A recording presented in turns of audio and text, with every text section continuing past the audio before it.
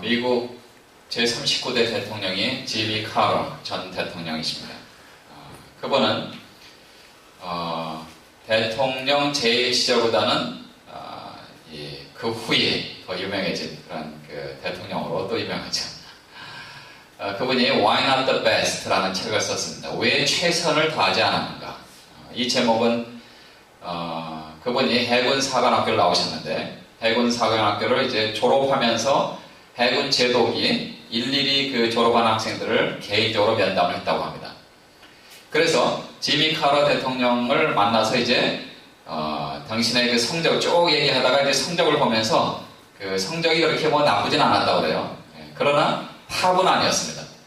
아무튼 그 성적을 보면서 당신이 열심히 했는가 그랬더니 그 정도면 뭐 잘했다고 생각하면서 내가 최선을 다한 건 아닙니다 라고 이렇게 답변을 했다고 그래요. 그랬더니 그 해군 제독이 얘기하는 것이 바로 그 얘기입니다. 왜 최선을 다하지 않았는가? Why not the best? 왜 최선을 다하지 않았는가? 그 질문이 이 지미 카터 대통령의 가슴속에 비수처럼 꽂혔다고 합니다. 왜 내가 최선을 다하지 않았는가? 왜 내가 학생으로 있었을 때 최선을 다하지 않았는가? 왜 내가 그 직장에 있었을 때 최선을 다하지 않았는가? 왜 내가 그 공동체에 있었을 때 최선을 다하지 않았는가? 내가 최선을 다했다면 그 그룹에서 탑에 올라갈 수 있었을 텐데 왜 그것을 못했는가 하는 그런 생각들이 주마등처럼 지나가면서 그 다음부터 정말 최선을 다하는 삶을 살았다고 합니다. 그리고 결국 나중에 이제 미국의 제39대 대통령까지 되었습니다. 그런데 그 책에서 지미 카터 대통령은 하나님 앞에 자신이 정말 부끄러운 그런 고백을 했는데 그 고백이 뭐냐면 자신이 예수 그리스도를 구주와 주님의 영접한 이후에 14년 동안 140가정을 방문하고 또 만나고 그렇게 해서 복음을 증거했다고 합니다. 그런데 1977년부터 대통령을 지냈던 지미 카터 대통령은 그 전해 1976년도에 대통령 선거 유세를 했습니다. 그렇죠? 1년 전까지. 그런데 그 마지막 대통령 선거 전에 3개월 정도 그때 자신이 만난 사람이 자그마치 30만 명이라고 합니다. 30만 명.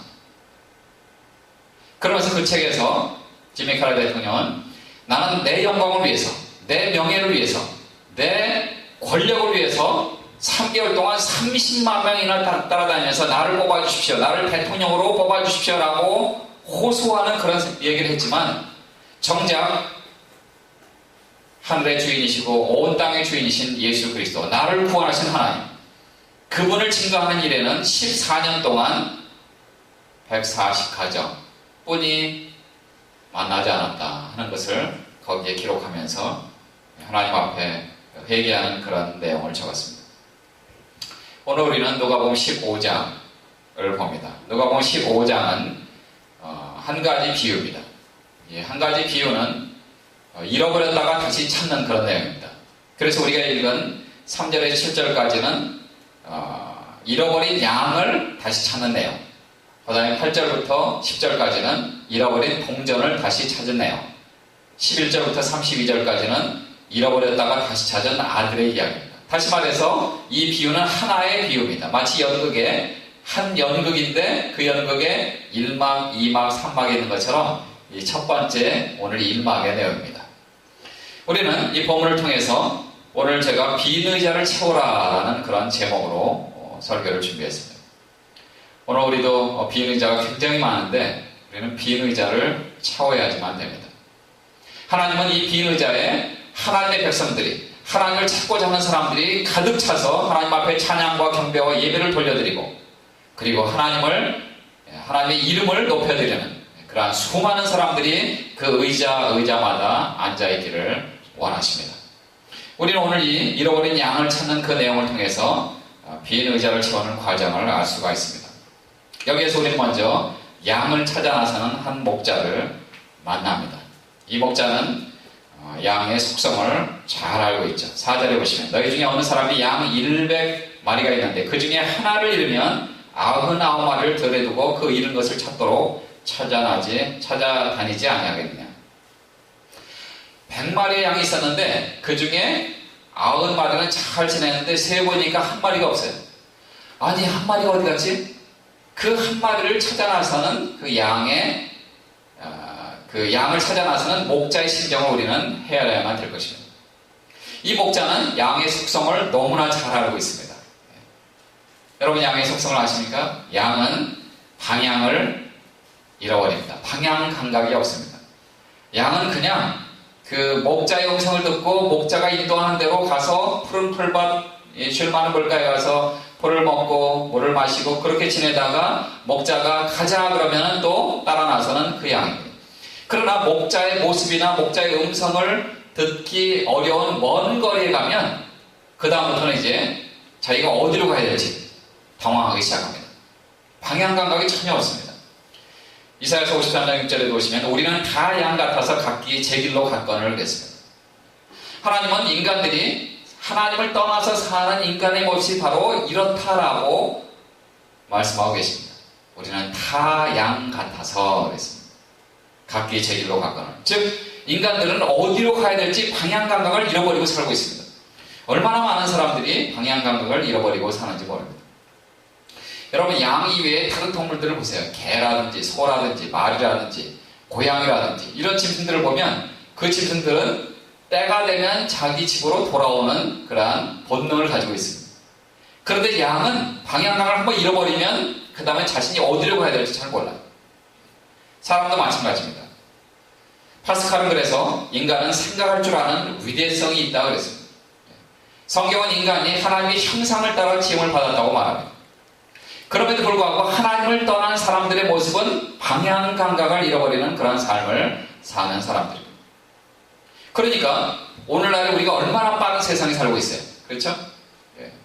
전에도 말씀드렸다시피 스마트폰이나 인터넷이나 아이패드나 이런 걸 통해서 그냥 실시간으로 바로바로 우리가 필요한 것들 또 궁금한 것들을 찾아볼 수 있고 또 어디로 갈지 내비게이션을 통해서 우리가 금방금방 찾아낼 수가 있습니다. 그런 세상에 살고 있지만 그러나 인생의 방향이 내가 지금 어디로 가고 있는지, 내가 지금 천국을 향해서 가고 있는지, 하나님이 원하시는 방향으로 가고 있는지, 아니면 지옥을 향해서 가고 있는지, 하나님이 원하시는 방향으로 반대 방향으로 가고 있는지 전혀 인간들은 알지 못하고 있습니다. 속도는 빨라졌지만 방향 감각을 잃어버리고 사는 사람들이 얼마나 많죠. 한국에서는 택시기사들이 그런 얘기를 종종 해요. 저도 한 1년에 한 차례 정도 한국의 신학교 강의하면서 이제 강의하느라고 방문하는데 저도 택시를 가끔 탑니다. 가면은 이제 버스 타고 지하철 타고 그리고 지하철 타고 계단으로 올라가는 게 저는 얼마나 좋을지 몰라요. 미국에서 그냥 바로 문 앞에서 차 타고 다니는 그런 그 생활권이잖아요. 그런데 이 방문하면 첫날에는 이제 계단으로 올라가는 계단을 보면서 야 저기로 올라가야 되는구나. 올라가면은 그 넓적다리가 약간 뻐근하죠. 그 다음 날부터는 야 이거 운동 삼아서라도 한번 가보자. 이틀 3일 지나면 괜찮습니다. 그런데 제가 어디로 가야 될지 잘 모르는 가끔 방문하는 그 한국의 그 도시마다 잘 모르면 이제 저도 택시를 타는 경우가 있어요. 택시를 타면 택시 기사들이 농담을 하는 얘기가 선생님 미국에서 오셨군요. 바로 그냥 알아보더라고요. 이 말투라든지 뭐 이런 것들이 그냥 표시가 나나 봐요. 옷차림새도 그렇고 그런 것들이 표시가 나나 봐요. 예, 근데 그분들이 농담을 하는 얘기 중에 하나가 선생님 요즘에는 사람들이 그냥 빨리 갑시다 이 얘기를 한대요. 타자마자 빨리 갑시다. 그러면 이제 자기는 또 빨리 가야 되니까 그래서 돈 벌어야 되니까 간다는 거예요. 막 가다 보니까 자기도 그냥 그게 습관이 돼갖고 빨리 가다가 한 2, 3번 혹은 어떤 때는 한 10분까지 가다가 갑자기 손님이 아니 기사님 어디로 가는 겁니까? 얘기를 하는 거예요. 그럼 자기도 저기 빨리 가자고 해서 가긴 했는데 어디로 보시죠? 이렇게 얘기한다는 거예요. 그런 일이 가끔 있다는 거예요. 그러니까 사람마다 빨리 가야 되는 그런 건 아는데 어디로 가야 될지 모르는 거예요. 어디로 갈지 모르는 거예요. 인간들은 그래서 하나님 주신 그런 생각으로 얼마나 많이 문화와 문명을 발달시켰습니까? 여러분 잘 아시는 대로 프랑스가 만든 그 프랑스의 자존심 콩코드 비행기 초공속 비행기잖아요. 소리의 속도와 함께 달려갑니다. 1969년도에 시험 비행을 성공해서 1976년부터 이제 여객기를 사용을 했습니다.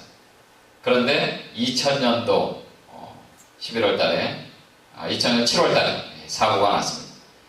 프랑스에서 뉴욕으로 출발하는 그 비행기가 그 이상이 생겨서 88초 만에 막 떨어지면서 이렇게도 해보고 저렇게도 해보고 제가 인터넷으로 한번 이 설교 준비하고 찾아봤더니 블랙박스에 적혔던 그런 내용들이 거기에 다 나오더라고요. 조종사가 그 관제탑의 안내로 이렇게 되고 저렇게 되고 계속 해봤습니다. 결국은 이렇게도 안 되고 저렇게도 안 되고, 그리고 시속 200m의 속도로 공중에서 그냥 떨어진 거예요. 전원 사망이죠. 20대를 운영했는데 그 비행기는 프랑스에서 미국 뉴욕과 워싱턴 거기만 운행을 했다고 합니다. 그럼에도 불구하고 한 번의 그 사고로 2003년도에 운행을 중단했습니다. 더 이상 우리는 이 초음속 비행기 운행하지 않겠다. 그러니까 사람들은 굉장히 빠른 거 이런 것들 굉장히 좋아합니다. 그러나 중요한 것은 방향이 더 중요한 거죠. 방향이. 위대한 인간에게 있어서 아직도 방향을 찾지 못하는 그러한 비참한 모습이 있다는 것, 이것은 정말 불행한 일이죠. 양의 속성 두 번째는 뭐냐면, 양은 자기를 보호하는 보호막이 없이 산다는 거예요. 다른 짐승들은 다 이 손톱이 길다든지 발톱이 길다든지 혹은 이빨이 튼튼하다든지 몸집이 크다든지, 곰에게 공격을 당한 사람들의 이야기를 들어보면요, 겁난데 그냥 앞에 서기만 하면. 그래서 우리 옛날에 어렸을 때 동화책이나 이런 데서 봤잖아요. 곰을 만나면 그냥 죽은 척해라 그런 거. 가만히 있으면 곰이 자기를 해할 것 같지 않으니까 그냥 지나간다는 그런 얘기도 우리가 읽은 적이 있지 않습니까? 그런데 양은 그런 것이 없어요. 카멜리온, 여러분 아시잖아요. 카멜리온. 색깔에 따라서 빨간색이면 그 몸 전체가 빨간색으로 변합니다. 파란색이면 전 몸 전체가 파란색으로 변합니다. 그래서 자기를 보호하는 보호색을 가지고 있어요. 근데 양은 그런 게 전혀 없어요. 보호색도 없고 상대방을 공격할 수 있는 그 공격용 무기도 없고, 또 몸도 얼마나 날씬하기나 합니까? 그 뒤뚱뒤뚱거리면서 이렇게 가고 있죠. 전혀 자신을 보호할 수 있는 보호막이 없습니다. 팔레스타인의 고원이나 계곡을 보시면 굉장히 위험한 지역입니다. 그러니까 목자는 잃어버린 그 양이 어디에 가서 다른 짐승들의 공격을 받을까? 아니면 어디에 빠져서 그냥 헤어나지 못하고 있지 않을까? 그런 것 때문에 목자는 계속해서 찾아다니는 것이죠. 사람들은 마찬가지죠. 우리 인간도 마찬가지죠. 나의 미래를 알지 못합니다. 5분 앞도 내다보지 못하는 인생이 바로 우리의 인생입니다. 그러니까 그 두려움 때문에 사람들이 보험을 들잖아요. 생명보험도 들고. 피아노를 잘 치는 사람들은 손가락 보험을 따로 든다면서요? 축구 선수들은 또 발보험을 따로 든답니다. 전체 보험도 들지만 발보험, 발가락 하나가 이상이 생기면 얼마, 이렇게. 그런 보험들을 드는 거예요. 자동차 보험을 왜 들 수 있는 거예요? 사고 나면 우리가 목돈을 한꺼번에 낼 수가 없으니까 만약을 대비해서 보험을 드는 거 아닙니까? 그것이 바로 인간들의 미래에 대한 두려움의 모습이죠. 죄를 지은 아담의 첫 마디가 무엇이에요? 하나님, 내가 두려워하여 숨었습니다. 죄를 지은 그의 모습이 내가 정말 하나님 앞에 잘못했구나, 죄를 지은 그 모습 때문에 하나님, 내가 두려워하여 숨었습니다 라고 고백한 아담의 첫 마디가 바로 그것이죠. 또 양은 쉽게 오염되어 산다는 그런 특징이 있습니다. 양은 그냥 보기에는 사진을 보면 굉장히 깨끗하고 산뜻하고 이렇게 보일지 모르지만 양이 굉장히 더러운 짐승이랍니다. 우리는 돼지가 더러운 짐승 이렇게 생각하는데 오히려 돼지는 굉장히 깔끔 떠는 짐승인데요.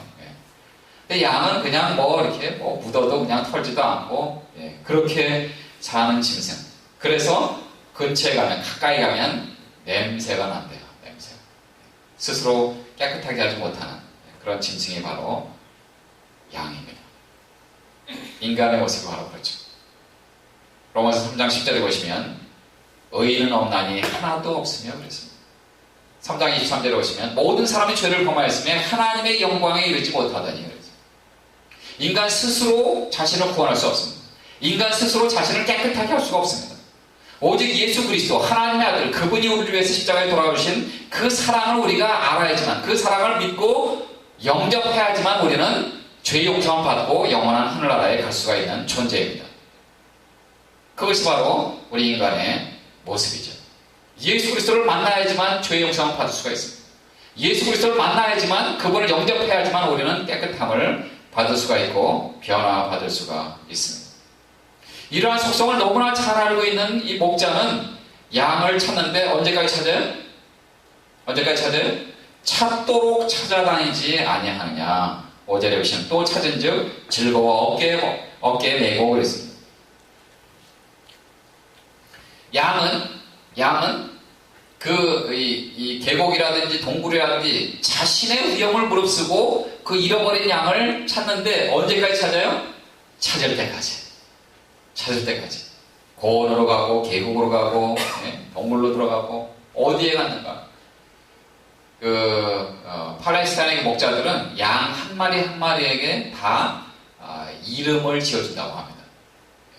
그래서 이 양은 미나, 이 양은 우리 식으로 얘기하면 영자, 저 양은 영철이 이렇게 이름을 지어준다고 합니다.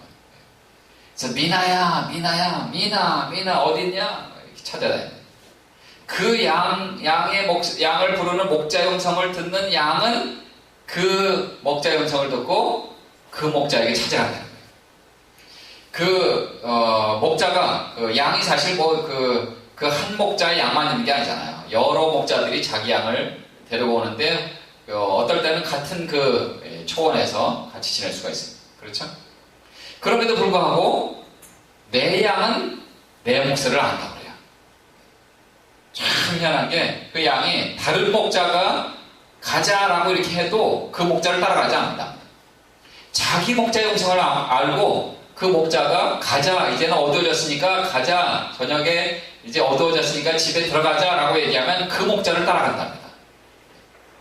그렇기 때문에 그 자기 양을 찾는 그 목자는 위험을 무릅쓰고 찾아갑니다. 즉 다시 말해서 그 목자는 사꾼 목자가 아니라는 거죠. 내 양을 찾는 거예요. 내 양. 찾을 때까지. 요한복음 10장 9절에 보시면 내가 보니 누구든지 나로 말미암아 들어가면 구원을 얻고 또 들어가며 나오며 꼴을 얻으리라 그랬습니다. 그분께서 우리의 문이 되시고 우리의 목자가 되십니다. 시편 23편에도 보시면 여호와는 나의 목자신 내가 부족함이 없으리로다. 전능하신 하나님 그분께서 내 인생의 목자가 되어주셔서 나의 인생의 방향을 정해주세요. 그분을 따라가면 우리는 올바른 방향으로 갈 수가 있습니다. 가장 안전한 방향으로 갈 수가 있어요. 하나님이 채워주시는 그 모든 것들을 다 받아 누릴 수가 있습니다. 그것이 바로 우리의 복된 삶이죠. 찾을 때까지. 우리는 하나님의 그 사랑, 또 목자의 심정, 그것을 배워야 되는데 우리와 너무나 다른 그러한 목자의 모습을 볼 수가 있죠. 우리 조금만 시도하고 힘들면 포기하잖아요. 심지어는 하나님의 자녀들도 마찬가지예요. 이렇게 좀 해보다가 이게 하나님의 뜻이 아닌가 보다. 왜 이렇게 안 되지? 중간에 포기하는 그런 모습들을 봅니다. 그러나 하나님은 하나님의 손 붙들고 하나님이 원하시는 방향으로 가기를 원하세요. 그랬을 때 하나님이 원하시는 방향으로 갔을 때 하나님이 우리에게 주시는 모든 좋은 것들을 받아 누리는 인생의 복된 삶을 살 수가 있습니다. 미국의 원주민들은 기도응답을 100% 받는다고 해요. 왠지 아세요? 그 사람들은 기도를 하는데 기도응답 받을 때까지 기도한대요. 그러니까 100% 응답받는 거잖아요. 어떤 사람이 그 노벨상 받은 사람들의 IQ를 쭉 해봤다. 그런데 그 사람들이 IQ가 특별히 우리 보통 사람보다 더 20, 30, 50 그렇게 더 높은 사람들이 아니라는 거예요. 평균치가. 물론 그 중에는 이제 조금 더 IQ가 높은 사람들이 있긴 합니다. 그러면서 그분이 찾아낸 그 결론이 뭐냐면 이 사람들은 한 가지 일에 포기하지 않고 그것을 완성할 때까지, 그것을 이룩할 때까지 계속 했구나, 끝까지 했구나 한다는 사실을, 그것을 발견했다는 거예요. 끝까지 하는 거예요. 끝까지. 포기하지 않고 끝까지 하는 거예요. 그것이 바로 하나님이 저와 여러분을 통해서 이루기를 원하시는 일일지도 모릅니다. 응답받을 때까지. 허그 밀러라는 사람은 아스팔트에서의 낚시질이라는 책에서 다음과 같이 말합니다. 크리스찬들이 평생에 6,000번 설교를 듣는다고 해요. 물론 젊었을 때 혹은 어린 나이에 구원받은 사람들 얘기겠죠. 8,000번 기도하는 것을 듣는다고 해요. 그리고 2만 번 찬송을 부른다고 합니다. 우리도 경배와 찬양 부르면서 찬송가를 혹은 찬양을 한 번만 부르진 않잖아요. 그렇죠? 몇 번 부르죠. 혹은 또 반복해서 부린다. 그런데 자기가 믿는 그리스도를 믿지 않는 사람에게 전도하는 사람은 극히 드물다. 2013년도도 벌써 반이 지났습니다. 오늘 7월 첫 주기예요. 여러분 6개월을 살면서 얼마나 많은 사람들을 만나셨나요? 굉장히 많이 만나셨겠죠. 그렇죠? 그 사람 가운데 그리스도를 알지 못하는 사람들이 틀림없이 있었을 거예요. 그렇죠? 그분들에게 예수 그리스도는 하나님의 아들이십니다. 그분은 메시아이십니다. 그분은 구세주이십니다. 라고 전도한 것이 얼마나 되십니까?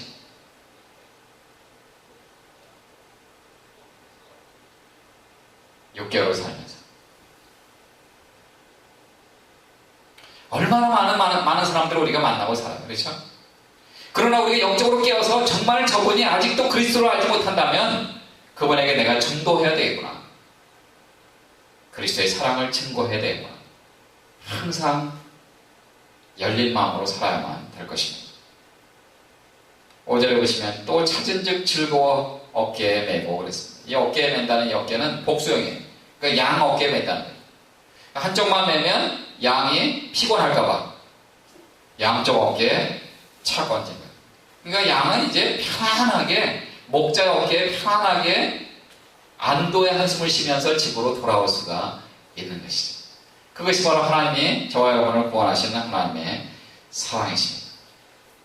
찾을 때까지 그 99마리를 그냥 잘 너네끼리 잘 지내라, 그리고 찾을 때까지 찾아 나서는 그 목자의 심정, 그것이 바로 우리 주 예수 그리스도의 심정입니다. 우리 주님은 한 영혼에게 관심이 있습니다. 요한의 아들 시몬아, 내가 나를 사랑하느냐, 다비다야 일어나라, 삭개오야 내려와라. 한 영혼 한 영혼을 부르시고 구원하시는 그 하나님의 사랑, 그 우리 주님의 그 사랑을 우리는 기억을 해야만 될 것입니다. 그래서 마태복음 11장 28절에 오시면 수고하고 무거운 짐진 자들아 다 내게로 오라, 내가 너희를 쉬게 하리라 그랬습니다. 양 어깨에 메고 오는 그 목자의 심정을 보세요. 우리는 이제 편안하게 쉬는 거예요. 그분 안에서. 요한복음 10장 28절에도 보시면 내가 저희에게 영생을 주노니 영원히 멸망치 아니할 터이요 또 저희를 내 손에서 빼앗을 자가 없느니라 그랬습니다. 구세군의 창설자인 윌리엄 부스는 1904년에 영국 왕 에드워드 7세의 초청을 받았습니다. 영국 사회를 위해서, 그리고 가난한 사람들을 위해서, 그리고 복음을 증거하는 그러한 놀라운 일을 하는 그대에게 내가 원하는 그 모든 것들을 다 줄 수 있다. 그대의 소원이 무엇인가? 그렇게 질문했다고 합니다. 그랬더니 이 윌리엄 부스는 영국 왕에게 다음과 같이 말했다고 합니다. 제가 바라는 것은 한 명의 영혼이라도 더 많이 구원하는 일입니다. 그것만이 저의 야망이며 희망입니다. 자선사업도 한 영혼을 주님께 인도하려고 하는 것입니다. 구세군 낭비, 여러분. 특별히 때가 되면 크리스마스 이전에 구세군 낭비. 그래서 수많은 사람들의 그 사랑의 손길을 통해서 가난한 사람들을 구제하고. 그러나 궁극적으로는 그 영혼이 주님께로 돌아오는 것, 그것이 바로 저의 야망이고 저의 희망입니다 라고 얘기합니다. 더 이상 필요 없습니다. 돈도 필요 없습니다. 권력도 필요 없습니다. 명예도 필요 없습니다. 한 영혼, 그 한 영혼을 주님께로 인도하는 것, 그것이 바로 나의 야망이고 나의 희망입니다. 양을 찾은 그 목자는 어떻게 합니까? 6절에 보시면 집에 와서 그 벗과 이웃을 불러 모으고 말하되 나와 함께 즐기자. 나의 잃은 양을 찾아더라 하니라. 7절에 보시면 내가 너희에게 이르노니 이와 같이 죄인 하나가 회개하면 하늘에서 회개할 것 없는 의인 99을 인하여 기뻐하는 것보다 더하리라. 양도 안도의 한숨을 쉬고 목자의 어깨에 매서 돌아가겠죠. 그러나 더 기뻐하는 사람은 누구예요? 더 기뻐하는 사람. 목자입니다. 목자예요. 양이 아니라 목자예요. 내가 잃어버린 그 양은 어디 가서 죽을 수도 있었고 어디 가서 그냥 방황하다가 그렇게 지낼 수도 있었지만 그 잃어버린 양을 찾은 그 목자이십니다. 더 기뻐한다고 했습니다. 그리고 사람들을 불러다가 양 한 마리 찾았는데 더 많은 돈을 투자해서 동네 사람들 다 불러다가 내가 잃어버린 양을 찾았다. 잔치합시다. 경제적으로 생각해 보세요. 더 손해죠. 그렇잖아요? 예를 들어서 양 한 마리가 100불이다. 잔치하는데 200불이 들었어요. 경제적으로 계산을 해보세요. 100불 손해잖아요. 사업가들은 그렇게 안 합니다. 손해보는 장사 안 해요. 그렇죠? 사업하는 분들은 절대로 그렇게 안 해요.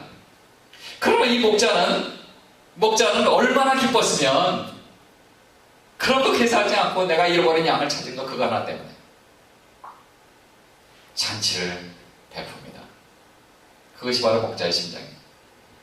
예수님께서는 이 비유를 통해서 뭐라고 말씀하십니까?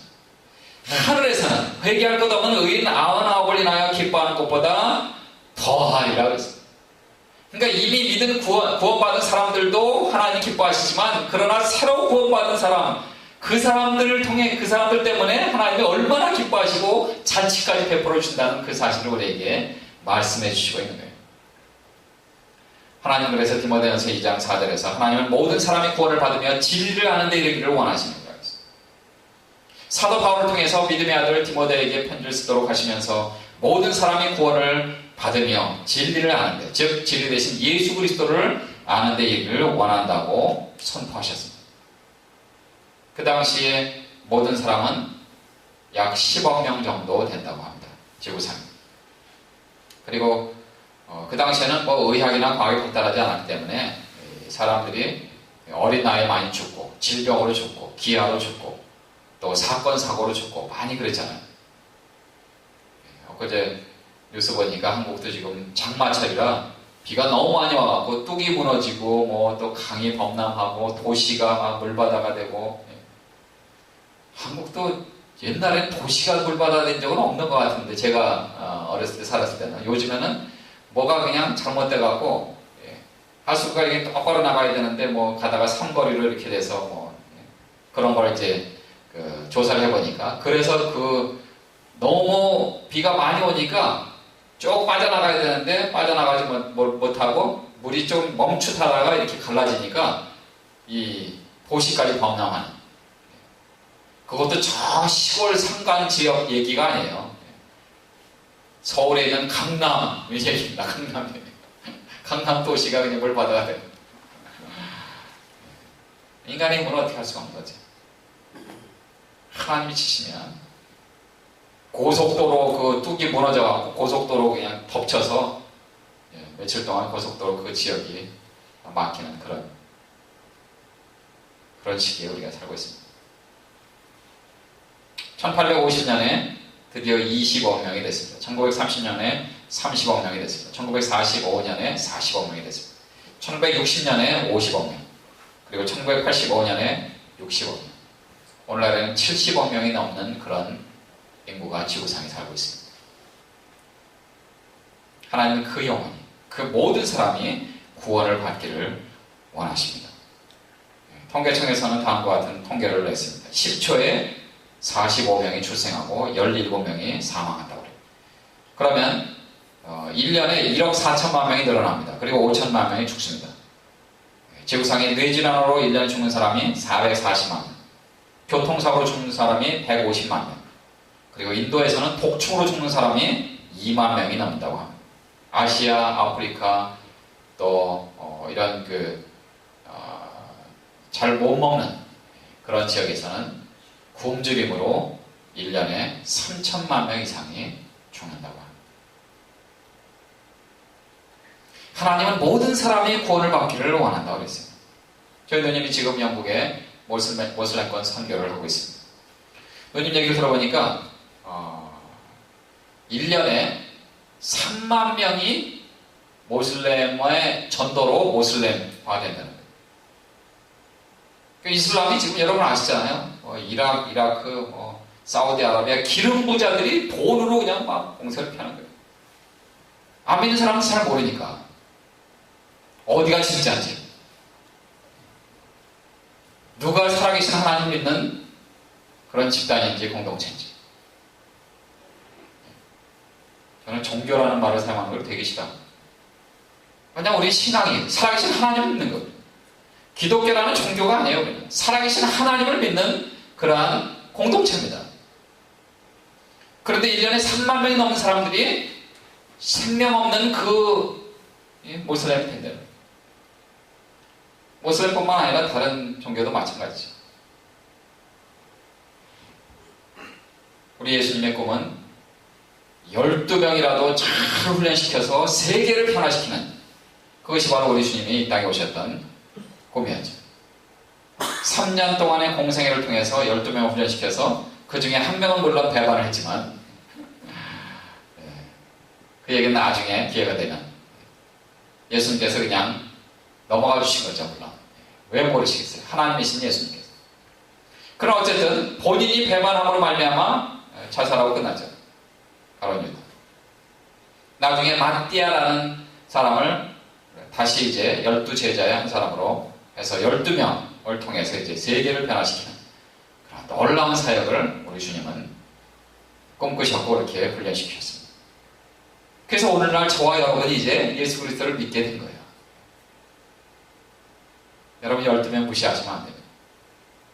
인생에 한 명 한 명이 얼마나 소중한지 모릅니다. 한국의 사랑의 교회 이재명 집사님이라는 분이 계십니다.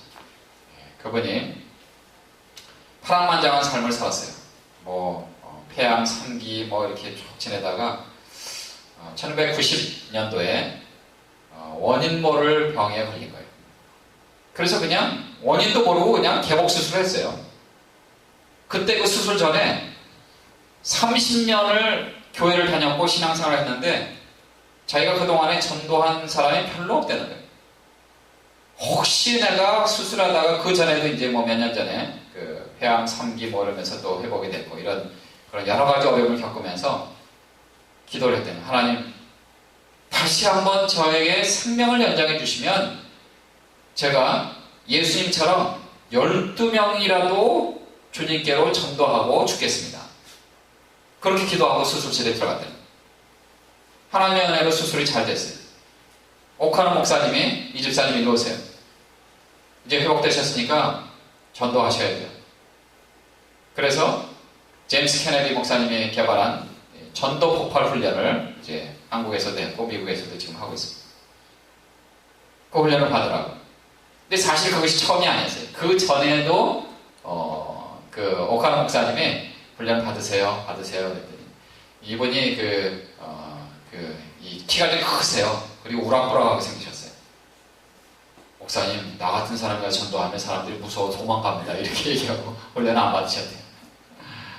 근데 수술 받고 나서 회복하면서도 조금 더 이제 머뭇거리고 그랬는데 오카노 목사님이 계속해서 이제 권면을 하신 거죠. 집사님 훈련 받으세요. 훈련 받으시고 효과적으로 전도하시고 그리고 사람들을 계속해서 주님께로 인도하셔야죠. 그래서 1992년도에 전도 폭발 훈련을 받았다고 합니다. 그것을 거기에 이제 성구 암송하는 것도 있고 또 질문하는 것도 있고 이렇게 그런 게 있어요. 그걸 다 외웠대요. 그리고 정말 예수님처럼 내가 12명이라도 내 평생에 12명만 주님께로 인도했으면 좋겠다. 그렇게 기도하면서 만나는 사람마다 계속 전도했다는 거예요. 당신이 오늘 돌아가시면 천국에 가실 확신이 있습니까? 그게 이제 전도 폭발의 첫 번째 질문이거든요. 어떤 사람은 막 화를 내는 내가 왜 죽느냐고 말이에요. 어떤 사람은 깜짝 놀라요. 그런 생각 안 해봤는데요. 그런데요, 12명을 놓고 기도했는데 하나님이 그 해에 1000명을 만나게 하시더래요. 1000명을. 그 가운데 몇백 명이 사랑의 교회에 더해진 거예요. 이재명 집사가 전도에 한번 내와왔습니다. 그러니까 얼마나 오카라 목사님이 기뻐하셨겠어요. 우리 집사님, 우리 교회 전도왕이라고 말해요. 그러다가 여러분 혹시 지존파라고 들어보셨어요? 지존파? 1994년도에 7명이 사람을 죽여서 막던 애가 그 끔찍한 살인자. 그 지존파들에게 내가 전도해야 되겠다. 하나님 그런 마음을 주시더래요. 그래서 아예 그냥 딱 적었대요. 첫 번째, 그들을 만나기 전에 그들과의 관계 형성을 위해서 영치금을 넣어주고, 두 번째, 그들에게 편지를 보내고, 세 번째, 재판을 받고 있는 장소에 가서 참관을 하면서 그들이 저지른 사건을 파악할 것, 변호사들을 통해서 살인사건의 기록을 열람하고 실체를 파악할 것, 그리고 네 번째, 마지막으로 기회가 되는 대로 복음을 전할 것. 더 나아가서 그들이 예수 믿고 전도자가 되도록 전도자도 삼을 것. 전도자가 되도록 삼을 것. 그런 목표를 세우고 그렇게 해서 결국은 그분의 전도로 이 지존파의 7명이 다 예수를 믿었잖아요. 물론 사형을 당했죠. 그런 끔찍한 범죄를 저질렀기 때문에 사형을 당했죠. 그럼에도 불구하고 죽기 전에 예수 믿고 천국 갔습니다. 전도를 합니다. 그리고 전도자가 계속해서 전도를 하면 이러한 축복을 받습니다. 7가지나 적었어요. 첫 번째로 전도자가 구원의 확신을 분명히 가져야 한다. 오늘 밤 세상을 떠나도 천국에 간다는 확신과 함께 하나님과의 감동적인 간증도 필요하다. 두 번째, 영원 사랑하는 마음을 가슴속 깊이 품어야 한다. 세 번째, 생각을 바꿔야 한다. 전도는 힘들다. 그러나 못한다고 부정적인 생각만 하면 전도가 될 수 없다. 네 번째, 성공적인 투자를 해야 된다. 시간과 적절한 물질을 투자해야 된다. 다섯 번째, 신뢰와 도움을 주는 좋은 이웃이 되어야 된다. 여섯 번째, 전도 훈련을 받아야 된다. 쓸데없고 혼란스러운 지식의 홍수 속에서 복음 전도의 체계적인 훈련을 받는 것이 중요하다. 본인은 이제 전도 불팔이라는 그런 훈련을 받았어요. 시중에 나와 있는 그 전도 훈련이 여러 가지 있는데 저희 교회에서도 이제 이런 훈련을 할 예정입니다. 조만간에. 우리 셀교에서 이제 귀납적 성경 공부를 우리가 반하고 지금 방학 중인데 이번 주부터 이제 모이면서 그걸 끝내고 그 다음에 또 전도 훈련을 할 예정입니다. 그 다음에 마지막으로 이분은 다음과 같이 적었어요. 자기 교회를 자랑할 수 있어야 된다. 우리 교회는 정말 하나님, 살아계신 하나님을 믿는 그러한 복음적인 교회입니다. 그것을 자랑할 수 있어야 된다. 그렇잖아요? 이단들도 우리 모임이 최고입니다라고 하면서 나오면서 뭐 전도지 돌리고 막 그랬잖아요. 여러분 여호와의 증인 전도를 받아보신 적 있으세요? 저는 몇 번 전도를 받아왔어요. 그리고 뭐 파수대가 뭐 그것도 주고. 그러면 그걸 줄 때마다 저는 다 받아요. 다 받아서 뒤로 이렇게 버리죠. 제가 안 받으면 안 믿는 사람이 혹시 그것을 받고 그쪽으로 가면은 영원토록 올바른 복음을 듣지 못하고 그렇게 될 수 있잖아요. 그렇죠? 그 잘못된 것, 이단들의 그런 것 주면요 다 받으세요. 이제 바쁩니다 그렇게 이러고 그러지 마시고 다 받으세요. 전도지도 받으시고 CD도 받으시고 다 받으셔서 어차피 그 사람들과 할 거거든요. 그런데 우리가 그들한테 배워야 되는 게 뭐예요? 전도의 열심. 전도의 열심. 오늘날에 얼마나 많은 사람들이 먹고 살기 바빠서 전도를 안 하는지 몰라요. 그러나 내 삶의 현장에서 우리는 얼마든지 전도할 수 있어요. 힘들고 어렵고 쓰러지는 그런 나 같은 사람을 통해서 하나님은 주변의 사람들에게 전도하기를 원하세요. 한 영혼, 잃어버린 양 한 마리를 찾아 나서는 그 목자의 심정을 주님께서는 우리가 갖기를 원하십니다. 한 영혼 한 영혼. 그 영혼을 주님께로 인도하려고 하는 그리스도의 심장을 가진 저와 여러분이 되어야만 될 줄을 믿습니다. 예수 그리스도의 그 놀라운 사랑, 그 사랑을 증거함으로 말미암아 빈 의자를 채우는 저와 여러분이 되어야 되지 않겠습니까? 마태복음 25장 21절에 보시면 그 주인이 이르되 차라리 너다 착하고 충성된 종아, 내가 작은 일에 충성하였으면 내가 많은 것으로 내게 맡기리니 내 주인의 즐거움에 참여할지어다. 이런 칭찬받는 지구촌의 온 가족이 되시기를 주님의 이름으로 축복합니다. 기도하시겠습니다.